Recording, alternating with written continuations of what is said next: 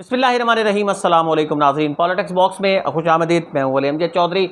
अगर आपने अभी तक पॉलिटिक्स बॉक्स को सब्सक्राइब नहीं किया, उसके पेज को लाइक नहीं किया तो सब्सक्राइब भी कर लें, पेज को भी लाइक कर लें ताकि आने वाली तमाम अपडेट्स आप तक बर वक्त पहुँच सकें। राना शहबाज अहमद खान PP 130 से पाकिस्तान तहरीक इंसाफ के रुकने सूबाई असम्बली साबिक पार्लिमानी सेक्रेटरी, जिनके हवाले से बड़ी खबरें गर्दिश कर रही थी कि राना शहबाज अहमद खान चौधरी परवेज़ इलाही की काबीना का हिस्सा बनने जा रहे हैं। और ये बात बिल्कुल दुरुस्त थी कि चौधरी परवेज़ इलाही की जो मुजव्वज़ा काबीना थी, जो इनिशियली जो काबीना थी, उसमें राना शहबाज अहमद खान साहब का नाम शामिल था। राना शहबाज अहमद खान चौधरी परवेज़ इलाही के बहुत ज़्यादा करीब भी दिखाई दिए। चौधरी परवेज़ इलाही जिस वक़्त सुप्रीम कोर्ट के फ़ैसले के बाद नताइज सुन रहे थे, तो उस वक़्त भी वहाँ राना शहबाज अहमद खान उन 3-4 अफराद में शामिल थे जो उस वक़्त चौधरी परवेज़ इलाही के हमरा मौजूद थे।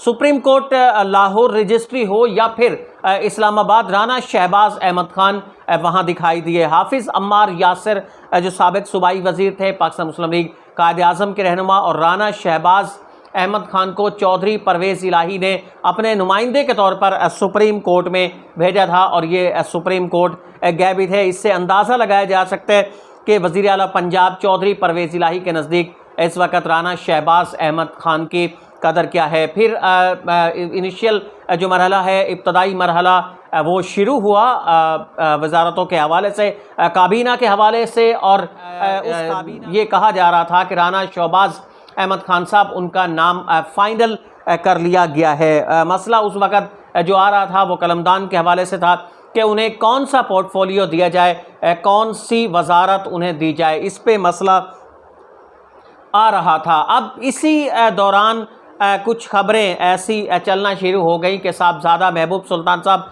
साबिक वफाकी वज़ीर, वो दरअसल नहीं चाहते कि राना शहबाज अहमद खान सूबाई वज़ीर बने, बल्कि वो चाहते हैं कि वो मियाँ आज़म चेला साहब, उनको सूबाई वजारत लेकर दी जाए। इस हवाले से बड़ा प्रोपेगेंडा भी किया गया। मुख्तलिफ जो आईडीज़ हैं, मुख्तलिफ जो वॉल्स हैं, उन पे कुछ ऐसी सोशल मीडिया की जिन पर ये खबरें गर्दिश करती रहीं कि राना शहबाज अहमद खान को वज़ीर नहीं बनाया जाएगा, बल्कि साहिबजादगान साहबजादा महबूब सुल्तान साहब वो चाहते हैं कि ये वजारत चली जाए मियाँ आज़म चेला के पास। लेकिन दरअसल इसकी कहानी बड़ी अजीब सी है, दिलचस्प भी है, और उन तमाम ख़बरों की नफ़ी भी करती है ये कहानी। साहबजादा महबूब सुल्तानी बड़े वसूख से मैं इस वक्त कह रहा हूँ, और इंतहाई बावसूख ज़राए के हवाले से ये मैं कह रहा हूँ कि साहबजादा महबूब सुल्तान साहब ये चाहते थे कि राना शहबाज अहमद खान सूबाई वज़ीर बने। उन्होंने जो सिफारिश की थी और जिस सतह पर वो सिफारिश कर सकते थे, वो सिफारिश उन्होंने यही की थी कि राना शहबाज अहमद खान इसके अहल हैं, इनको वजारत दी जाए। और इससे भी बड़ी दिलचस्प बात मैं आपको बता रहा हूँ कि जिन्हें उनके मुकाबले के अंदर उस वक़्त लाया जा रहा था, मियाँ आज़म चेला साहब, हुकूमत के शायद साहबजादा ग्रुप को ये कुछ अंदेशा था कि हुकूमत शायद इस पहलू पर गौर करे कि अगर राना शहबाज अहमद खान को वजारत दी जाती है, उन्हें पंजाब काबीना का हिस्सा बनाया जाता है, तो जंग के दीगर MPAs उनके मुखालिफ हो सकते हैं, वो समझें कि शायद ये उनके साथ ज़्यादती की गई है।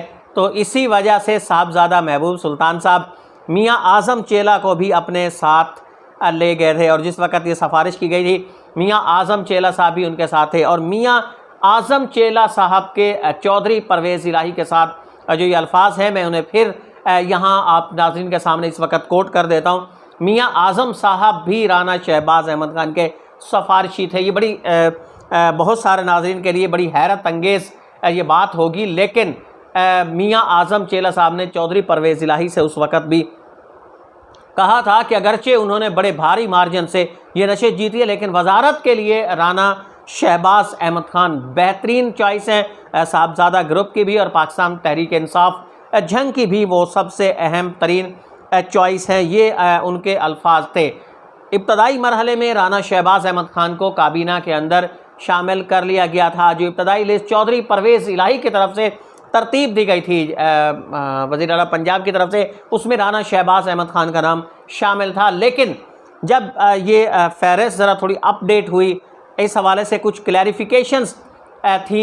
मुख्तलिफ़ जो अफराद हैं, मुख्तलिफ़ जो ऐसे इदारे हैं कि जहाँ से इनकी क्लैरिफिकेशंस होना थी, जहाँ से इन्हें क्लियर किया जाना था, वहीं आके कहीं ना कहीं से गड़बड़ होती है। और किसकी तरफ से ये उन्हें क्लियरेंस नहीं मिली। बहरहाल ये भी काबिल ज़िक्र पहलू है।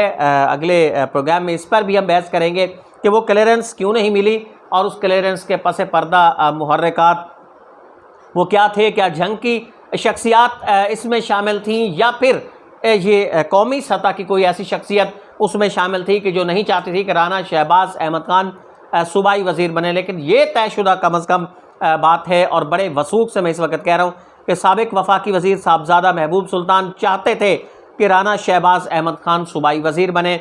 मियाँ आज़म चेला साहब भी ये चाहते थे कि ये सूबाई वज़ीर बने।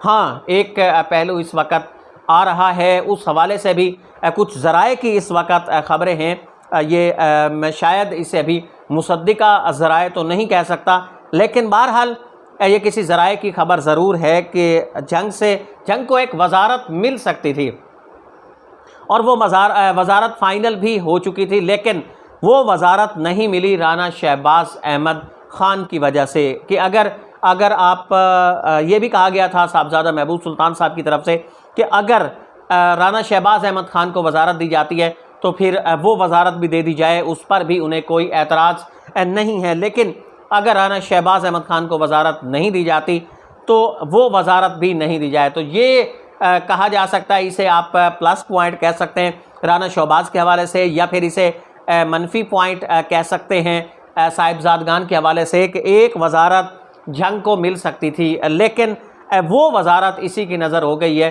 लेकिन इस तरह की जो ख़बरें इस वक्त चल रही थी कि राना शहबाज अहमद ख़ान की मुखालफत की जा रही है साहबजादा महबूब सुल्तान की तरफ से, मियाँ आज़म चेला को वज़ारत के लिए आगे लाया जा रहा है। ये कम अज़ कम जो हमारे ज़राए हैं, और इन्हें बड़े मुसद्दिका मैं ज़राए कह सकता हूँ कि उनके मुताबिक राना शहबाज अहमद ख़ान के लिए भरपूर कोशिश की गई है साहबजादा महबूब सुल्तान की तरफ से, और मियाँ आज़म साहब चेला साहब की तरफ से भी कहा गया था कि राना शहबाज अहमद ख़ान को वज़ारत दी जाए। इब्तदाई मरहले में, फिर एक बार कह रहा हूँ कि इब्तदाई मरहले में राना शहबाज अहमद ख़ान वज़ारत के लिए बेहतरीन उम्मीदवार थे। उनका नाम भी चौधरी परवेज़ इलाही साहब की तरफ से, जो चौधरी परवेज़ इलाही ने लिस्ट तरतीब दी थी, उसमें उनका नाम भी आ गया था। लेकिन बाद में ये कहीं से निकला, इस पर भी हम ज़रूर बहस करेंगे और आपको बताने की कोशिश करेंगे कि वो कौन था, कि वो कहाँ से क्लियरेंस नहीं मिल सकी। लेकिन इसी दौरान में जंग को एक जो मुतवक्के वज़ारत थी, जो वज़ारत जंग को मिल रही थी, वो वज़ारत इसकी नज़र हो गई है कि अगर राना शहबाज अहमद ख़ान को वज़ारत नहीं दी जा रही तो फिर जंग में वज़ारत किसी को भी नहीं दी जाए। एक और बात करने लगा हूँ कि अहम जो ओहदा है वो लाजमी तौर पर राना शहबाज अहमद ख़ान को दिया जाएगा। जंग में एक और ओहदा भी मिलेगा। आशूरा के बाद ये दो ओहदे जंग को मिलने जा रहे हैं और ख़ासी अहमियत के हामिल ये ओहदे होंगे, और इन ओहदों के बाद काफ़ी हद तक वो तनकीद या वो फिर जो अज़ेरा मजाक इस वक्त चल रहा है कि राना शहबाज साहब को कोई ओहदा नहीं मिला, मेरे ख्याल में वो भी बंद हो जाएगा। जंग को ये दो ओहदे मिलने जा रहे हैं। इस हवाले से मैं आज आपको बताने जा रहा हूँ कि आशूरा के बाद ये दो अहम ओहदे जंग के मुकद्दर बनने जा रहे हैं। इजाज़त दीजिए, अल्लाह ने के बाद।